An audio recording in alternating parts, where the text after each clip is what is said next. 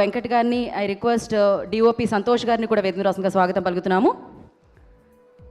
First Srinivas గారు will speak.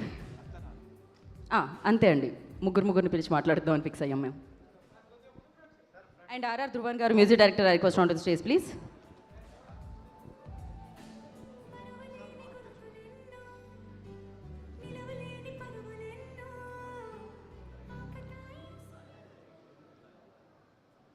Thank you sir.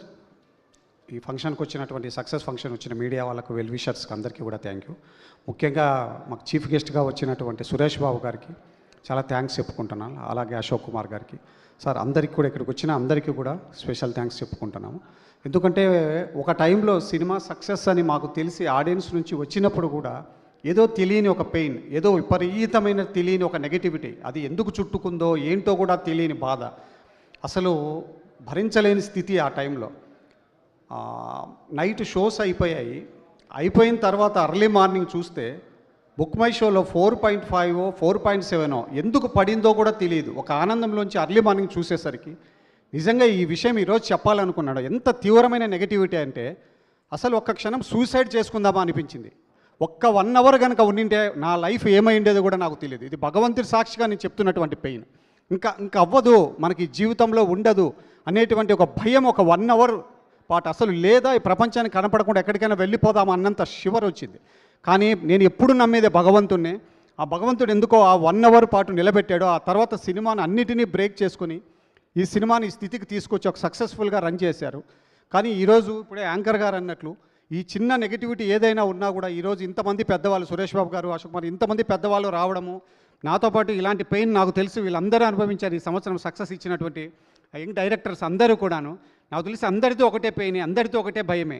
సినిమాను ఆడియన్స్కి నచ్చేటట్లు తీయాలా, క్రిటిక్స్కి నచ్చేటట్లు తీయాలా, ఎన్నో గొప్ప సినిమాలు, అర్థం కాని కన్ఫ్యూజను, ఎలా ముందుకు వెళ్ళాలని. బట్ ఫైనలీ మనం ఏమనుకుంటామో అది నమ్మే తీస్తాము. నాకు తెలిసి ఇప్పుడు రామ్ జగదీష్ గారు ఎవరో చెప్పారు, ప్రతి క్షణం షివరింగ్ ఉంటుంది. నిజం, షివరింగ్ కాదు, నెగటివిటీ వచ్చినప్పుడు నిజంగా చనిపోదాం అన్నంత భయం వేస్తుంది, ఇంకా సాధించలేము అన్నప్పుడు. అది మాకు మాత్రమే తెలుసు ఆ పెయిన్ ఏంటని. బట్ వీటన్నింటినీ తట్టుకొని ఈరోజు ఈ స్టేజ్ మీదకి రావడానికి ఆ భగవంతుడు ఇచ్చిన వరమే. ప్లస్ ఇవన్నీ జరిగి మేము ఇక్కడ నిలబడడానికి కూడా ముఖ్య కారణం నేను ఎప్పుడు నమ్మేటటువంటి నా బ్రదర్ లాంటి దామోదర్ ప్రసాద్ గారు. Sir thank you very much sir. ఎందుకంటే మీరు లేకుంటే ఆ ధైర్యం ఉండేది కాదు మాకు. సార్ నాలాంటి వాళ్ళు ఇంకా ఎంతోమంది ఉన్నారు. అందుకే నేను దయచేసి ఒక్కటే చెప్తాను సార్, సినిమా బాగుంది బాగలేదు డెఫినెట్గా చెప్పండి. కానీ ఒక వేటాడినట్లుగా ఏదైనా రివ్యూస్ ఉండడం అనేది, ఇలా ఎంతోమంది సార్ ఇప్పటికే ఒక అసిస్టెంట్ డైరెక్టర్ నుంచి ఒక డైరెక్టర్ స్థాయికి వచ్చేసరికి నా స్నేహితులను, నాతో పాటు ఉన్నటువంటి డైరెక్షన్ డిపార్ట్మెంట్లో పనిచేసిన 4 స్నేహితులను నేను కోల్పోయాను. ఎంత భయంకరంగా ఉంటుందో తెలుసా. ఒక అసిస్టెంట్ డైరెక్టర్ నుంచి ఒక డైరెక్టర్ స్థాయికి వచ్చేసరికి కొందరు సూసైడ్లు చేసుకున్నారు, కొందరు హార్ట్ అటాక్స్తో పోయారు, కొందరు డబ్బు లేక ఫీవర్ వస్తే చూపించుకునే లేక బ్రెయిన్ కొట్టి చనిపోయిన వాళ్ళు ఉన్నారు. సార్ ఇది మామూలు జర్నీ కాదు సార్. మీరు అనుకున్నంత తేలిగ్గా ఒక రివ్యూతో నెగిటివ్గా వాషౌట్ చేసేద్దాం అనుకునేంత కాదు సార్. ఎందుకంటే కొన్ని సంవత్సరాలు వీటన్నింటిని తట్టుకొని మేము ఈ స్టేజ్కి వచ్చింటాము. బట్ ఎక్కడో ఖచ్చితంగా ఈ భగవంతుడు అనేవాడు ఎక్కడో కొంతమందికి తల మీద చేయి పెట్టి దీవిస్తేనే తట్టుకొని బయటపడతాం. లేదా చాలామంది తట్టుకోలేక మధ్యలోనే వెళ్ళిపోయే వాళ్ళు కూడా ఉన్నారు. అంతెందుకు సార్, ఈ మధ్య చూసాం కేడీ సినిమా డైరెక్టర్ ఏమైపోయాడు అనేది. సార్ ఇలాంటి ఉదాహరణలు చాలా ఉన్నాయి సార్. దయచేసి మా పాయింట్ ఆఫ్ వ్యూని కూడా ఒక్కసారి ఆలోచించి సినిమాను నిజంగా సార్ తప్పు కాదు రివ్యూస్ ఇవ్వడము మంచిదే సార్, ఎందుకంటే మా తప్పులు సరిదిద్దుకోండి. కానీ అసహ్యంగా బూతులతో వేటాడి జీవితాలను కొలాప్స్ చేయడానికి మాత్రం దయచేసి చేయొద్దండి సార్. ఎంతోమంది సీనియర్ జర్నలిస్టులు ఉన్నారు, మీరు వీటిని కొంచెం ఆపండి సార్. ఎక్కడి నుంచో బయట నుంచి ఒక విషయం పుడుతూ ఉంది సోషల్ మీడియా అన్న దాంట్లో నుంచి.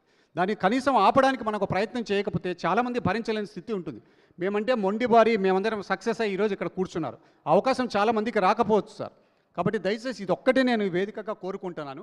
కొంచెం చిన్న తప్పులు ఉంటే సరిదిద్దుకునేటట్లు మేము చేసుకుంటాం, అలా ఇవ్వండి తప్ప వేటాడినట్లుగా మాత్రం అందరినీ చెప్పట్లేదు సార్. ఎందుకంటే మీడియానే ఈరోజు ఈ సక్సెస్ను ప్రపంచానికి తెప్పింది, జనరల్ మీడియా.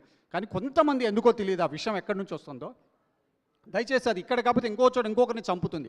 కొంచెం ఆలోచించుకొని మాత్రమే చేయమని అడుగుతున్నాను సార్.